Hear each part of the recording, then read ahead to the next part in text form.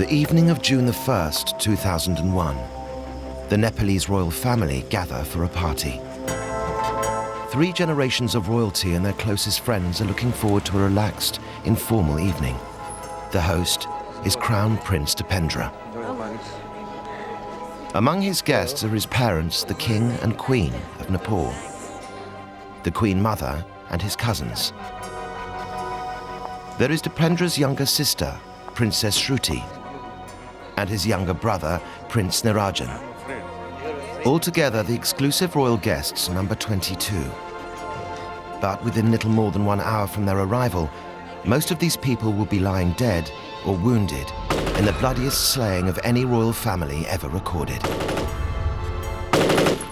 It was an act so horrific that it plunged the country into mourning, spawned a host of conspiracy theories, and eventually resulted in the political turmoil which shook Nepal in the spring of 2006. At the heart of this shattering event was the Crown Prince himself. What was going through his head on this fatal evening? What influences were at work? Why did it end in tragedy?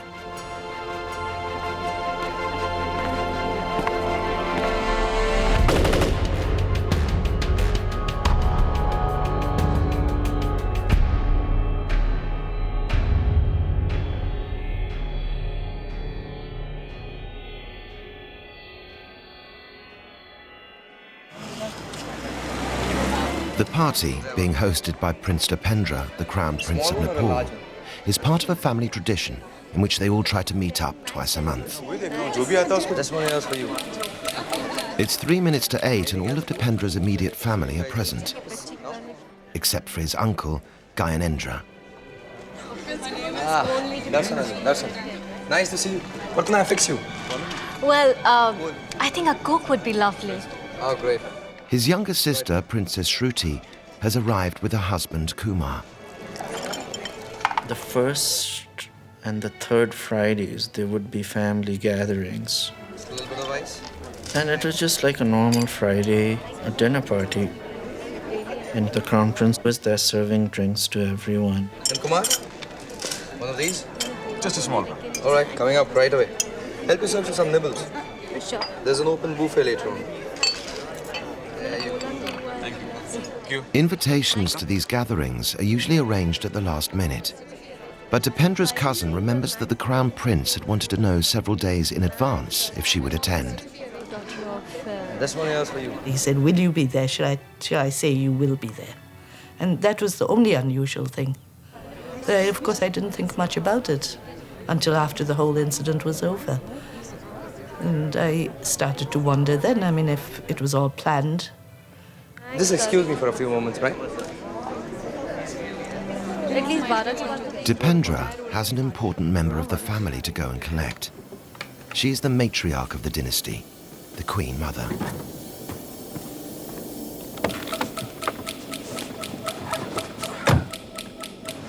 Dipendra is close to his grandmother, and the short drive to pick her up provides him with a break from entertaining, which has become more of a chore than a pleasure. Earlier in the evening, the frustrations of being Crown Prince had played on his mind. Because for many years, Dipendra has been wanting to marry a girl whom he has fallen in love with. Devyani Rana comes from a wealthy background far exceeding even that of the Nepalese royal family. Devyani is the great-granddaughter of the last Rana Prime Minister of Nepal, who wielded more power than the monarchy, and a man not fondly remembered by the Queen's family. Devyani's mother comes from an extremely rich and influential Indian family. For Dipendra's parents, these connections have the potential to inflame bitter memories, and so Devyani is not seen as a suitable future wife for their son. The Queen Mother shares this view.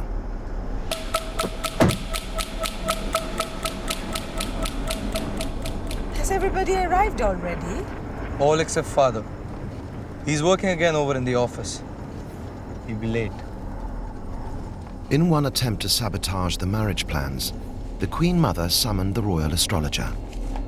Without any scientific proof, he foresaw that Devayani Rana would be unlikely to produce a male heir, and suggested that Dipendra end the relationship.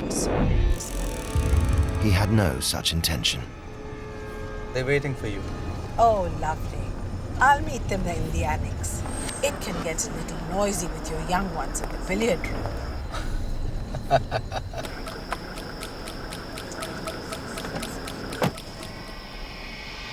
Dipendra has all his family around him. But the one person who is most important to him, Devayani Rana, is not allowed to be there.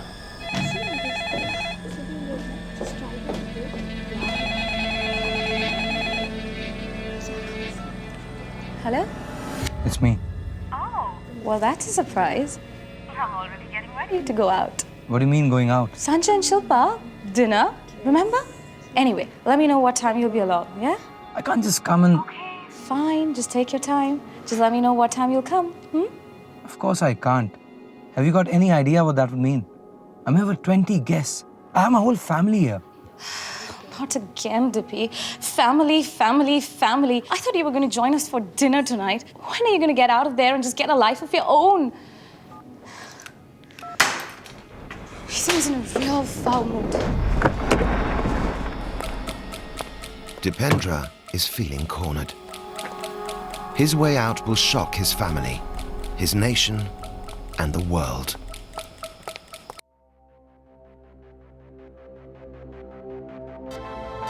There you go. There's your... Prince Dipendra, the Crown Prince of Nepal, is entertaining his closest family at his residence within the royal palace. Of all his relations, Dipendra is closest to his cousin, Paras. Ah, there you are. What do you want? Paras lives above the law. His hit-and-run driving once killed 2 motorists. I've been drinking whiskey. Then, he shot a bouncer in one of Kathmandu's nightclubs. No charges were brought. Cheers. Paras is Dipendra's only confidant. What happened with the talk with your parents? Oh, nothing. We've just been talking about the marriage. I spoke to mother and grandmother about it and this and no. I'll speak to His Majesty on Sunday about it. No one yet realizes quite how much Dipendra has been drinking. My shot? Go on the pocket. Bad luck. Kumar Gorak is alarmed by Dipendra's behavior. All of a sudden, the Crown Prince started shooting out of turn and started saying, "Oh, I'm getting drunk." Losing my aim a bit. Just like all of a sudden. He went over to a sofa and was sitting there. Get me some of the specials. I'm in the billiards room. As soon as you can. There you go. Ah, thank you. Normally, he just smoked marijuana and hash, or a mixture of that in a cigarette. Although Dipendra is 29 years old, it is not considered proper for him even to smoke a cigarette in front of his parents or elders. But this evening, Dipendra will abandon all inhibitions. Most of the guests are unaware of Dipendra's condition.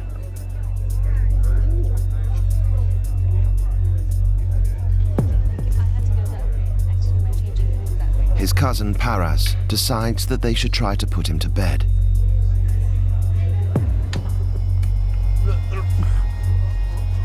I'm fine. Carried him on the shoulders across like this. And I was at the back because his legs were dragging. Dipendra appears to be incapacitated. But when Paras asks for his gun belt, Dipendra's reply sounds coherent, and Kumar begins to wonder if it's all been an act. Better just take it easy, okay? I'll take your gun belt off. I'm not wearing one today. It came across pretty clear to me when he said, no, I'm not carrying anything today. There was no slurring or dragging of speech as one would normally speak when one would be drunk. In hindsight, it appears that maybe he wasn't really drunk as he made himself out to be. As Paras leaves Dipendra's joints, he spots an open drawer. Better remove these. Why bother? At the party, Dipendra's departure hasn't gone unnoticed. Perhaps it's an allergic reaction to something. May well be. He was perfectly fine when I was talking to him earlier. Maheshwar Singh, Dipendra's great-uncle, had been the first guest to arrive. He was in excellent mood. Very pleasant, nice. I mean, no signs of any drunkenness. Nothing at all. He was perfectly all right. And he took me to the bar. He showed me the drinks and asked me what I would like to have. What would you want? I'll take a scotch. Ah, good choice. That's what I'm drinking. His Royal Highness poured me one. Some ice? Yes. And he showed me his glass, which was half empty. And he said he was also having famous grouse. Cheers. At that point, General Ravi, my brother-in-law, he walks in. He was the second man to arrive. And he was also asked to have a drink. Some scotch for you? Oh, sure. Dipendra is well known for being able to handle his drink. But now, just 1 hour later, he's barely conscious when Devyani rings him back. No. Hello? Dippy? Dippy? I can't hear you. I mean, you're kind of sounding strange. You don't seem like you're in the party. Are you? Oh, let me sleep up. Dippy, can you tell me where?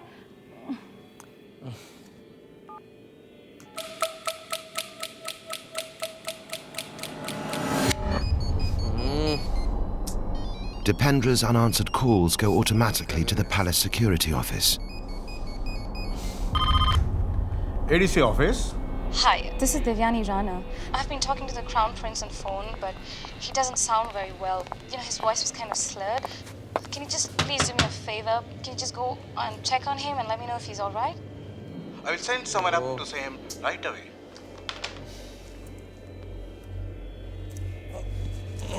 Let us help you off with your thoughts. You'll be more comfortable.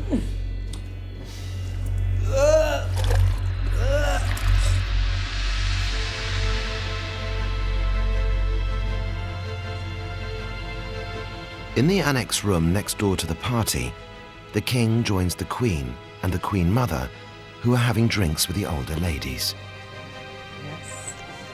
Perfect timing. We were just getting ready to make a toast to the Queen Mother. Ladies. Excuse me, Your Highness. The Crown Prince has been taken to his bed. He's not well. 2 orderlies are taking care of him. I think it may be the drink, Your Highness. All right. Thank you. Please excuse us. I think we'll go and join the fray now. Yes. Come.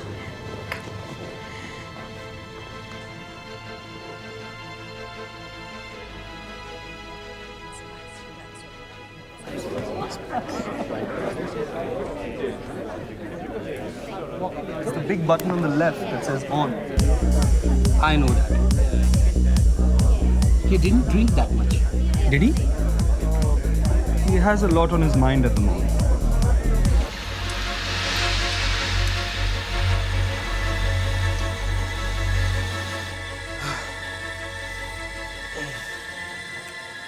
It's okay. I'll be fine. You can both go back to your rooms and get some sleep.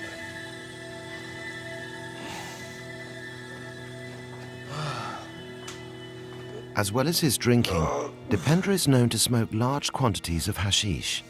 But few realized that for a year, he'd also been taking antidepressants. Doctors have been alerted to Dipendra's inability to respond well to stress, his lack of exercise, fluctuating body weight, and a fear of growing prematurely old.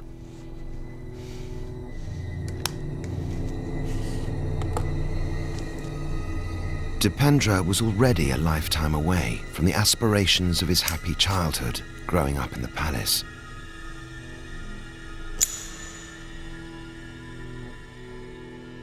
I knew His Royal Highness the Crown Prince from very young, when he was 5 years old. And he was one of the most charming and outgoing person.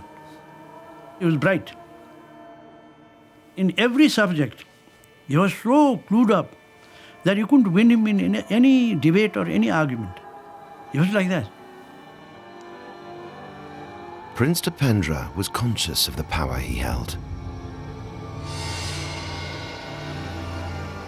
Crown Prince was running around the pond, and I was afraid that he might slip and fall down into the water. So I said, Royal Highness, don't do it, because you might fall down. But he didn't listen. And at that time he said, no, you can't order me. General, he said, General, you can't order me. At 16, following in his father's footsteps, Prince Dipendra enrolled at Eton in England to complete his secondary education. Many years previously, I'd been asked to be the King's tutor, and as a result of that, his father thought he would like to send his son to Eton and he'd like him to come to my house. So that's how that really came about. As well as his studies, Dipendra excelled at karate and became captain of the team.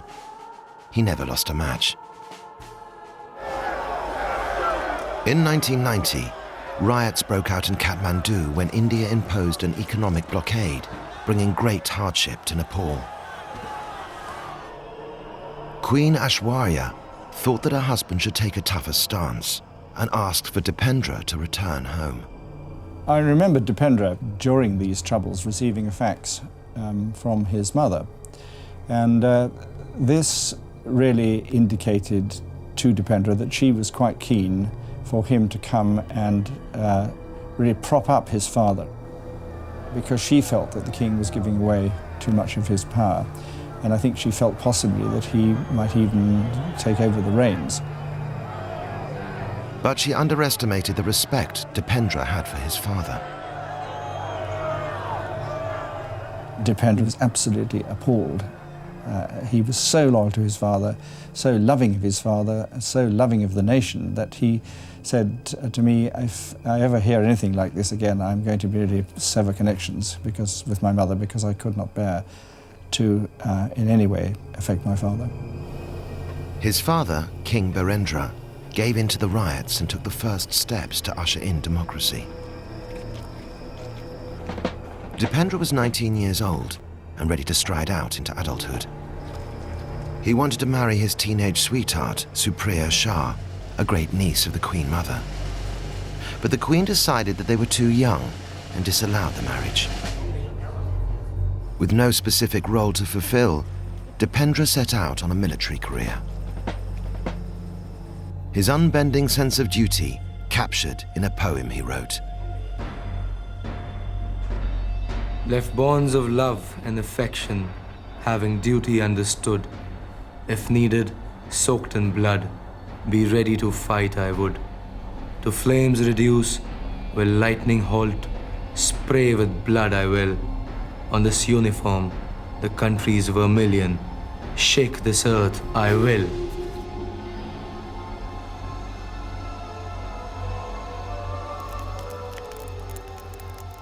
In 1995, while in England, Dipendra was introduced to Devyani Rana. She swept him off his feet.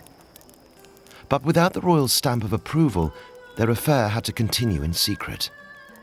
As the years passed, everyone in Kathmandu would learn of their charade. But Devyani was not an easy catch even for a crown prince. Her sophisticated coolness began to expose Dipendra's instabilities. He became so desperate to marry her that he even threatened to poison himself should she refuse him. But Dipendra's greatest anxiety came from his family. They knew that he was likely to disobey them and try to marry Devyani, but they also knew that they could always cut off his allowance, leaving him penniless. Dipendra is trapped. The elders of the royal family are all aware of Dipendra's agony, but there appears to be no obvious compromise. I'm having a talk with him this Sunday. Perhaps that will at least clear the air. He wasn't exactly forthcoming at lunch today. And he just sat in silence at tea this afternoon. But then he had this evening to think about, so... He's sulking. You know how young people are. They want everything to happen in an instant. If only it was that simple. In my experience, these things just never go away.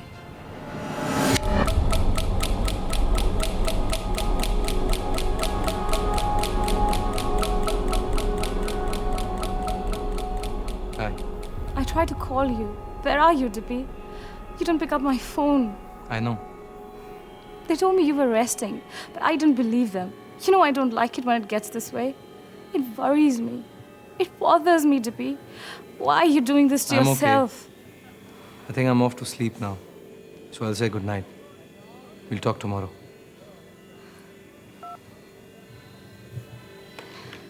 Good night, Dippy.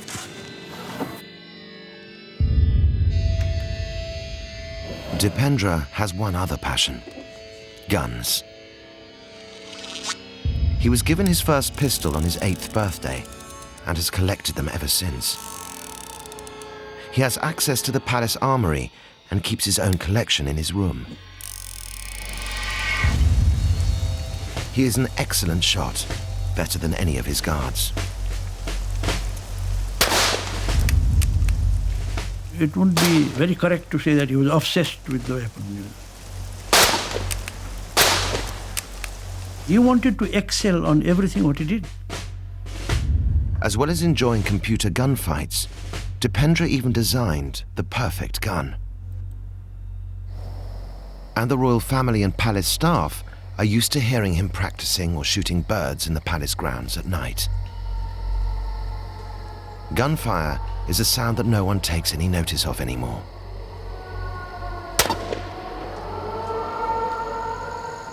Go get the bird. Hurry up.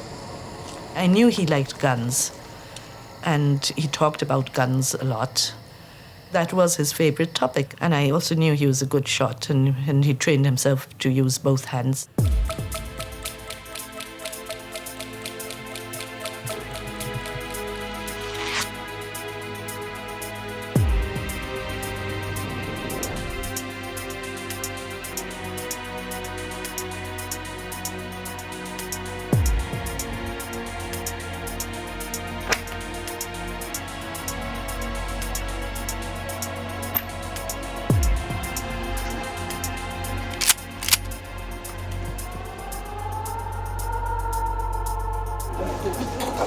At 8:45 p.m., the king leaves the Queen Mother's annex and joins the party in the billiard room.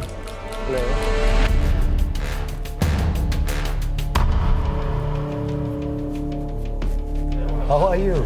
Oh, very well.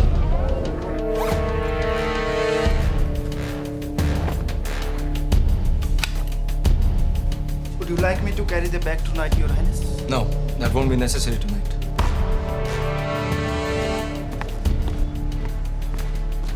For the Nepalese Royal Family, time is running out.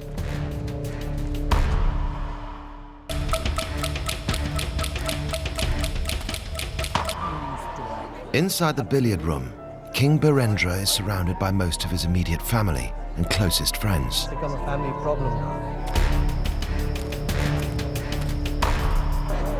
Everyone thinks that Crown Prince Dipendra has taken to his bed. Could you please give me my cigar, please?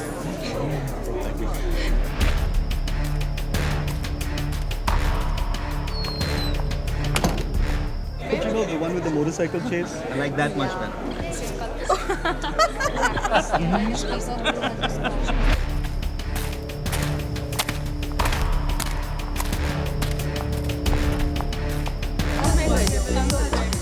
You don't want to join the disco at the top end?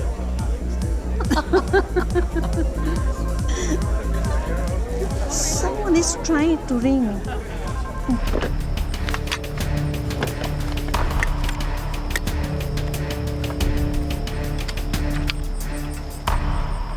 Kidnap one tourist and we are sacked. They run and hide in the hell village. It's always like this before the monsoon.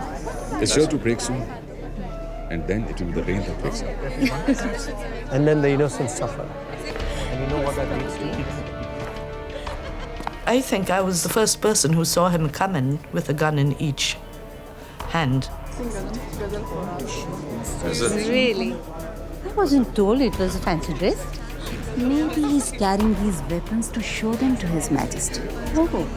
I felt he was dressed up to go with the guns, kind of. I mean, that's what I thought. And then the whole world hears about it. And then, bang goes the tourist. Suddenly I hear somebody coming behind me. I turned around over my shoulder and looked, and found to my surprise that this was His Royal Highness with an automatic rifle in his right hand and dressed in army fatigue. Hey, what's all this? Yes. Suddenly I hear bang, bang. Just wait. It was such a shock when he lifted the gun and shot at his father. And his father took 2 or 3 bullets. What have you done? That's when he dropped the gun. And that was the only time in that evening when he was slightly vulnerable. If somebody had grabbed him at that time, then I think it would have ended. But everyone was dazed. Nobody could react.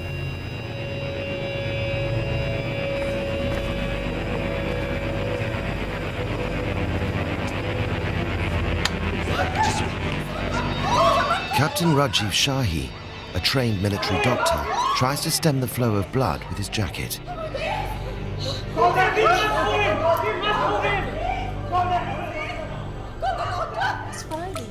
Next door, the Queen Mother doesn't know what's happening. There is firing going on. Oh, it's him again, shooting cats and crows. But anyway... Dipendra returns the shotgun to the bag and selects a pistol and an M16 automatic machine gun.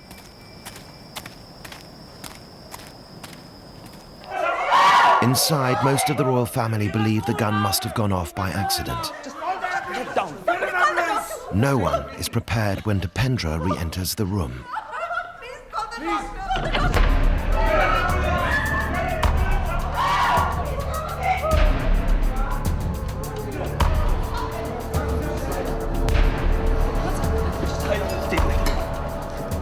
The Crown Prince re-entered the room and he went where His Majesty was lying and was going to shoot him again. Enough. Prince Dipendra, the king's brother, tries to end the violence. Now give me that gun. He shot him point blank. He literally flew and landed a couple of feet back.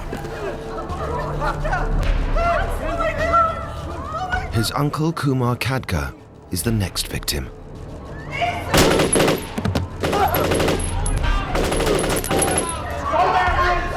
His wife, Princess Sharada, runs to his side. I watched him kill Princess Sharada. It was horrible. I've never ever had to live through anything this horrible. It was as if he knew exactly who he was shooting at, you know, it was so focused and just going boom, boom. Just 1 year earlier, at his 29th birthday party, after the eldest had left, Dipendra had vowed that he would allow no one to obstruct his marriage plans. You are either for me or against me. Anyone not in favor of my plans or what I want to do can leave now. I mean what I say. I'll kill anyone, any of you, if you so much as stand in my way. It was a threat no one could take seriously until his younger sister, Princess Shruti, who was pregnant at the time, spoke out against him. You cannot talk to your own family like this. It's not about threats. How can you be so selfish? And what do you know about marriage anyway? I know!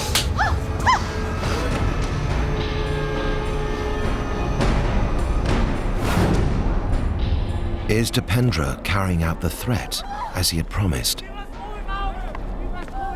Everyone would try to reason with them as to why he would be marrying this girl, or why he should continue the traditions of the family. All of them were targeted, I believe.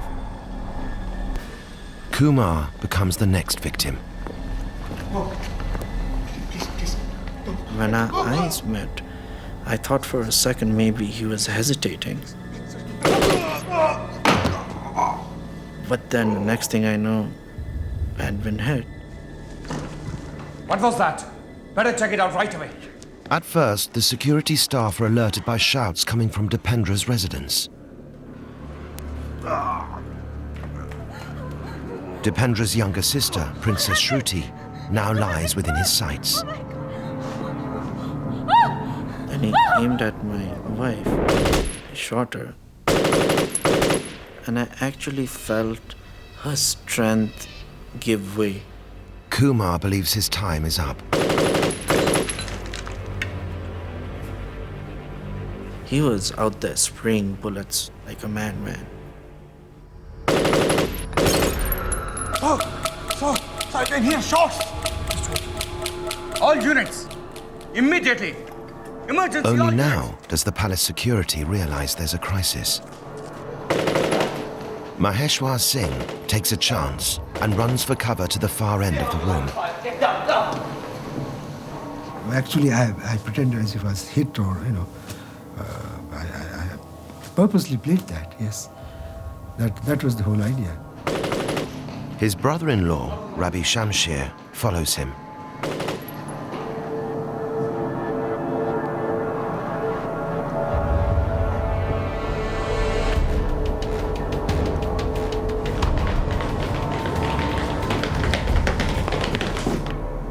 Still conscious, King Birendra sees an opportunity to end the massacre and shoot his own son. But his sister, Princess Shobha, stops him. That's enough! We had enough violence! No! Just the cruelty. I remember seeing His Majesty just lift his hand and like, stop it sort of a thing. But he sprayed out more bullets. Dr. Rajiv Shahi is the only person able to escape. Leaving his wife at the far end of the room, he manages to flee through a window. It takes the security forces precious minutes to reach the billiard room.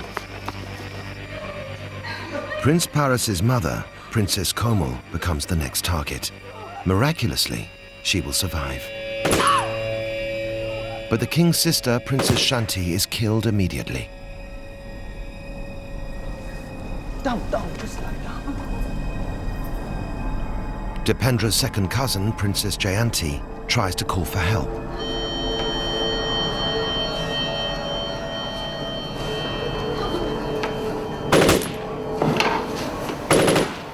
Still, it gives me the creeps when I remember his face. He really looked exactly like the Terminator 2. Absolutely expressionless, but very concentrated. And it's his look that frightened me more, actually, than being shot at.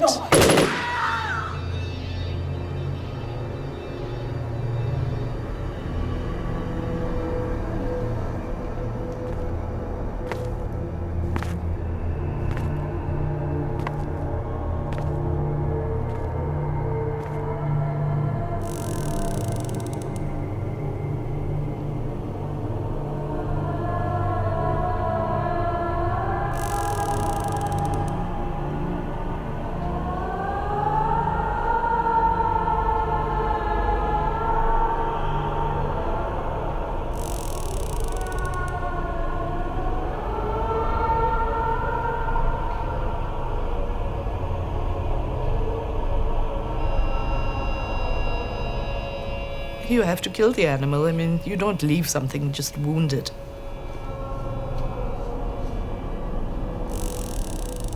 I think because the blood went all over my face and my head, I think he thought he had killed me also.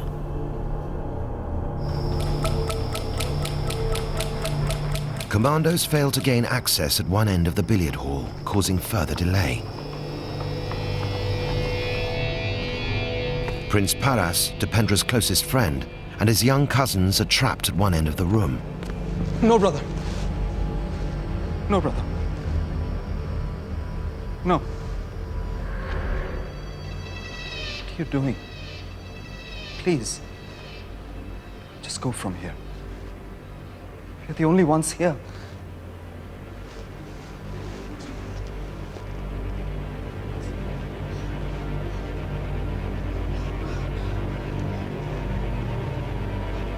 No. No, please.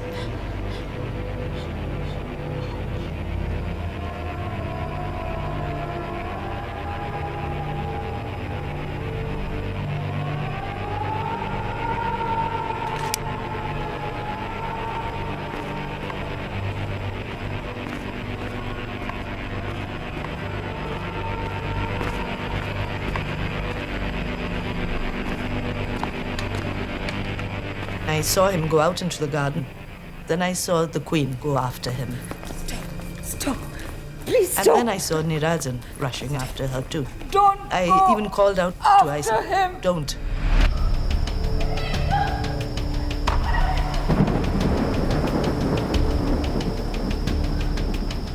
Stop! The Queen and Dipendra's younger brother, Prince Nirajan, try to confront him.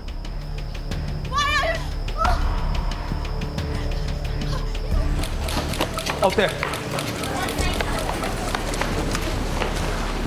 Military units finally gain access to the room. Prince Paras takes command. First take their majesties, then take the injured. Leave the dead for now. King Birendra is still alive. Escort these people up. Where's the majesty?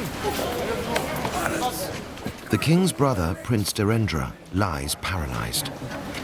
I know it's difficult. I know you're in pain. But help is on its way. We'll soon take you to the hospital. Just try and keep on top of it, okay?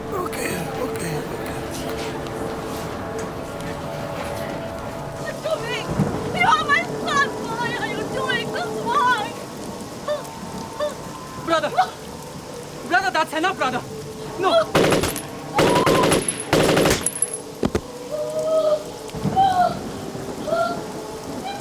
Stop, Dipendra. He was your younger brother. What are you trying to prove? Are you possessed? Listen to me, I'm your mother. What are you trying to do?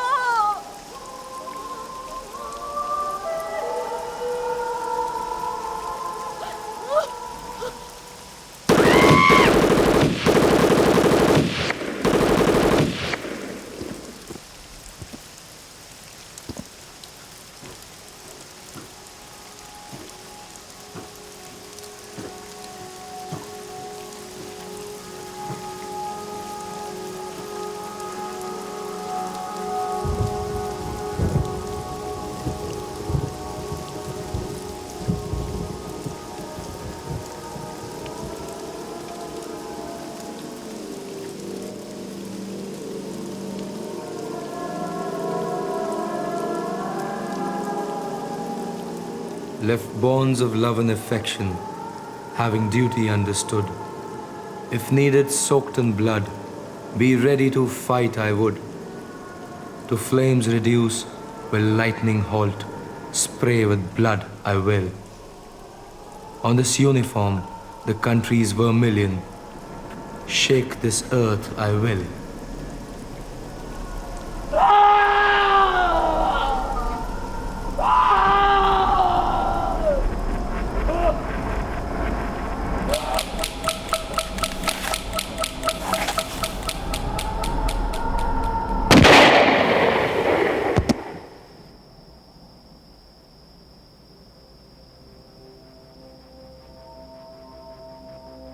A single bullet to the side of his head brings Crown Prince Dipendra to the ground and an end to the violence. 13 members of the Nepalese Royal Family now lie dead or wounded. He shot himself! He shot himself! What about Her Majesty and Prince Nirajan? Prince Nirajan's been shot. And so is the Queen.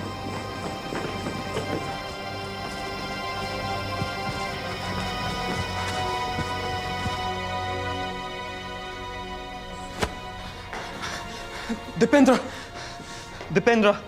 shot His Majesty the King. And all the others. What are you talking about? No, you mustn't. No, I have to go. Please. It is a tragedy which will have far-reaching consequences. But an event so extraordinary, no one will ever believe it.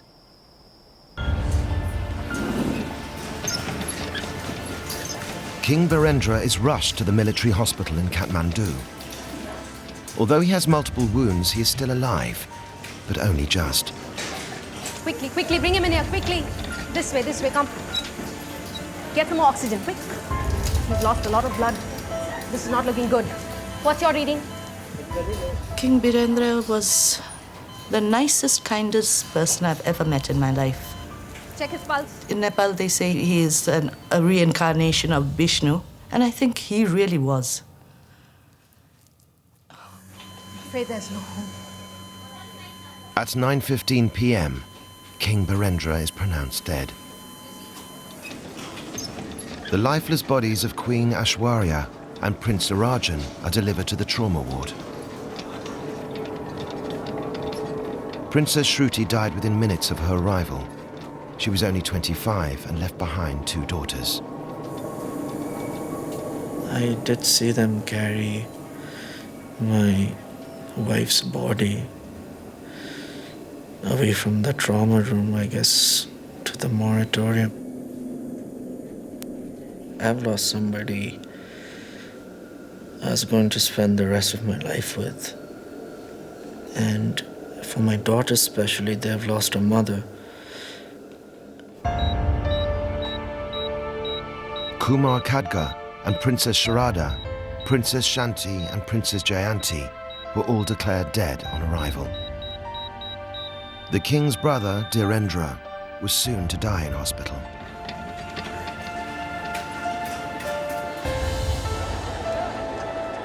The following day, Saturday the 2nd of June 2001, the country of Nepal woke up to the tragic news. The royal victims were cremated that day. But Crown Prince Dipendra was still alive and placed on a mechanical ventilator. As his family was cremated, he was proclaimed king. I felt betrayed that after doing so much damage to the family and to the country, that they made him king. I felt very betrayed. Dipendra reigned for just 2 days.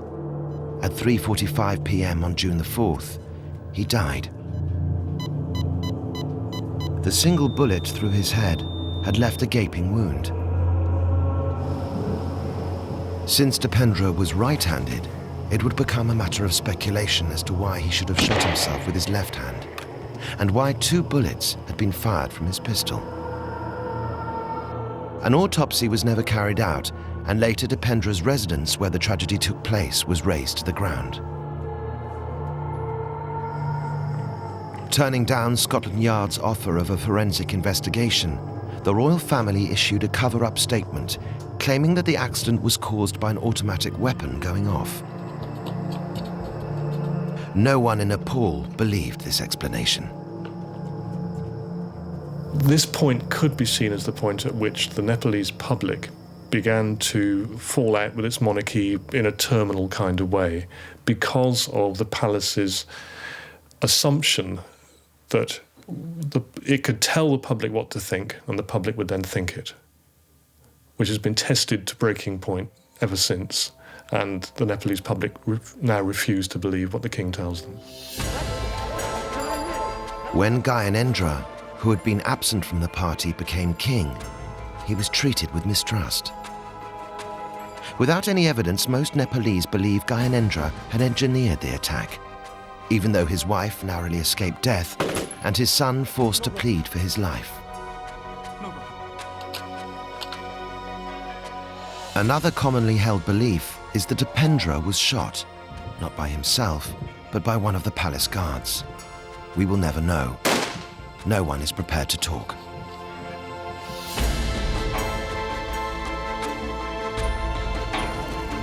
In either event, The evidence does not point at a conspiracy, but to a personal catastrophe, which would weaken the monarchy and strengthen the march to democracy.